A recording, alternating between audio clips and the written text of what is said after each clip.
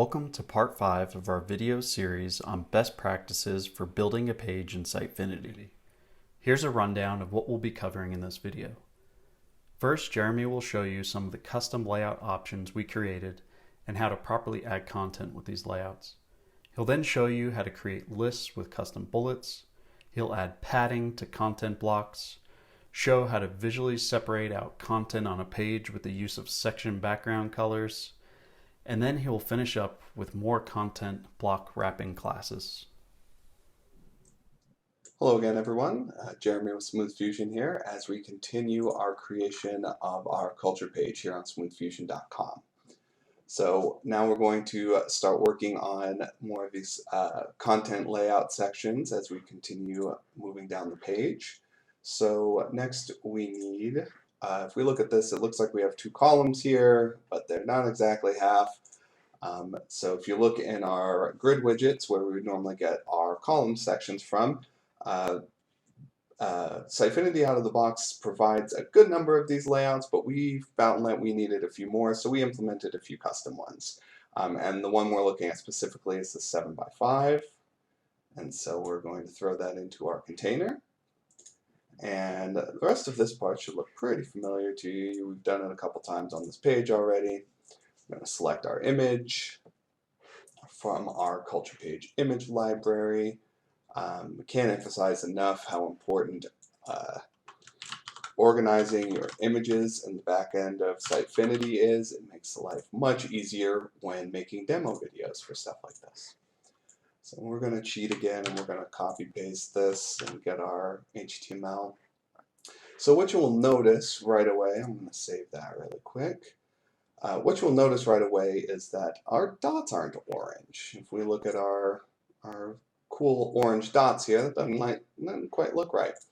So let's see what happened there. If we go over to our documentation, we have this miscellaneous custom utility classes section, and we have an orange dot list right here.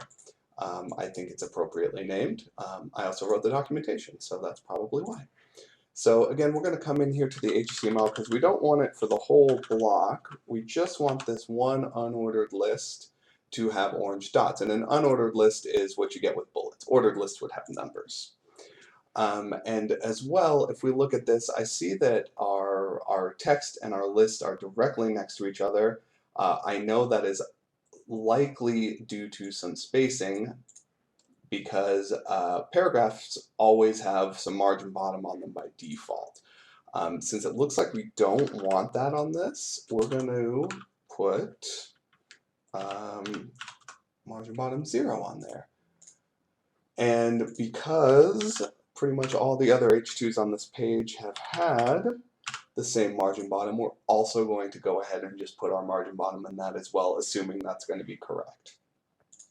So we're going to save that, and then we're going to take a look at our content block, and that looks pretty good. So let's save as draft, and let's preview this page. Oh, looks like we didn't get any spacing up here, however, which we very much need in this situation.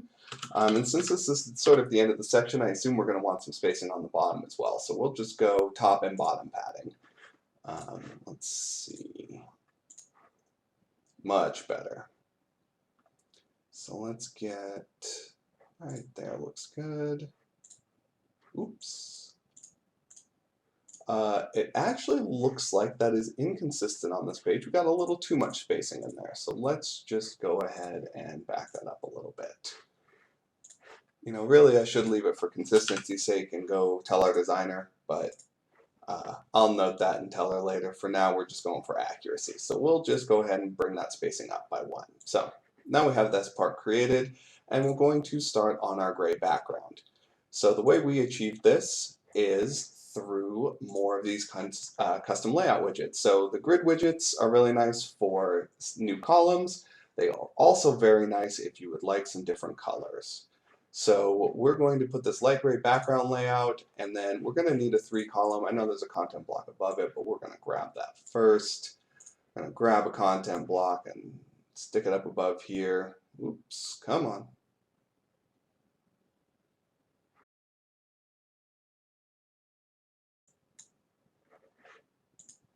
clicking the wrong things. Okay. Well, as it so turns out, I actually forgot the most important thing. Everything lives in container. So now we're just going to put our content block into the container, and we're going to move. That's why I was having such a hard time, because there wasn't a container there. Sitefinity knew better than I did that I did not want that to happen. So next, you can see we've got a good amount of space here that we're missing in between our gray section and white section. So we're going to go to the light gray background. And one of the things you will notice, I'm going to use margin on this one. And that is one of the giant differences between margin and padding. And I'm going to illustrate it here a little bit better. So you see, when I put margin top 5, you see that this is not gray. It says light gray background, but it's white. Margin does not have background color. However, padding does. So you can see this is my margin and this is my padding. So we're going to use this to create some more white space, but we're also going to create, because there is a good amount of gray top space here, we're going to use both. That margin top and that padding top. And in CSS, putting multiple classes on things, if you just put a space between them, all of them apply. And the last one will be the most important if anything is overriding other things. Luckily, we're not here. But so that's how we're going to achieve some really large spacing, as this is a very open section with a lot of space here. That padding 5 is not going to be nearly enough. I'm going to have to put it on here as well to get some more space on there. And in fact, I think I'm going to end up putting it on this container as well. I'm just going to go ahead and do that now because I want a lot of space there. So next, we're going to copy our HTML, and for just that one line, just to get that icon sized in and everything correctly, having to mess with this icon is a little bit more HTML advanced than I want to get into in this video, so I'm cheating again. Sorry. And then these content blocks here that look like quotes are going to be implemented using our documentation page again. If we go up here to this quote box, just like our checkbox, you can even see it's a quote box also currently in use on the culture page. So just like when we made this box, we're going to inspect and we're going to grab this HTML.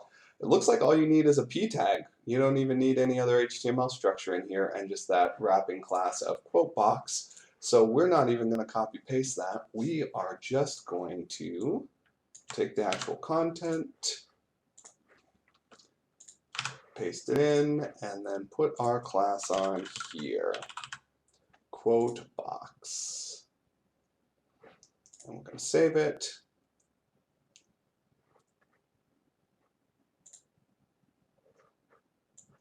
And we're going to format it like a paragraph, because that's what I said it was.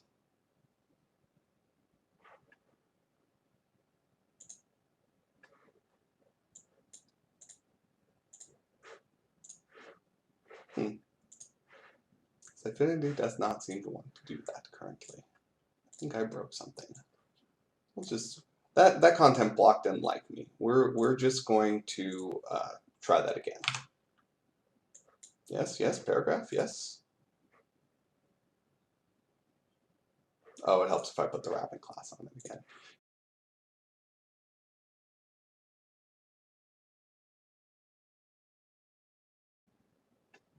Third try's the charm.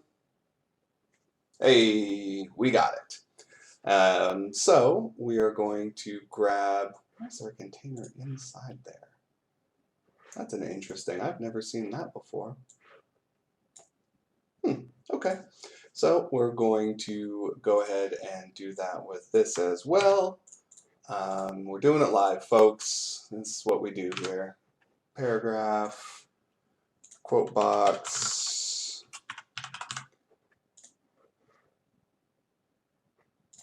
and I'm going to grab this one.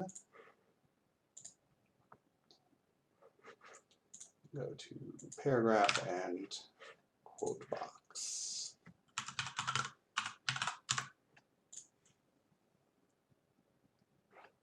Save. There we go. Excellent. So I know my spacing isn't quite right here, but I just want to get a comparison going so I can kind of see what I'm missing. So We're going to go with just a little bit of that. Oh, perfect. That's exactly what I wanted. So it looks like I did get this top spacing area correct. It looks like I just need some more sort of around here, which makes sense. I need some more of this gray space at the bottom to match the top. So we are going to go on to here. Oops. Nope, we're going to go to our layout because again, we don't want to just space one of these, we want to space the whole row. So we're going to go full space all the way around. I don't think we need any margin. I think padding should be enough there. So let's save that. Oh, I was incorrect. I need some more. So,